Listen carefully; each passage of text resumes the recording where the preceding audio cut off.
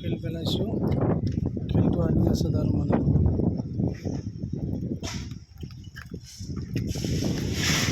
খেল পেলাইছিলোঁ তাৰমানে খেলটো টানি আছে লেবাৰে।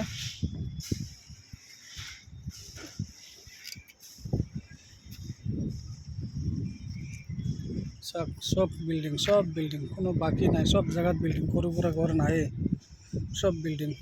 তো মই এইটোতো বিল্ডিঙত আছোঁ, 3টা ছাদ ঢালা হৈছে, এইটো বিল্ডিঙৰ ওপৰত আছোঁ। এই বালি শিল পেলাইছোঁ, লেবাৰে টানি আছে ওপৰত।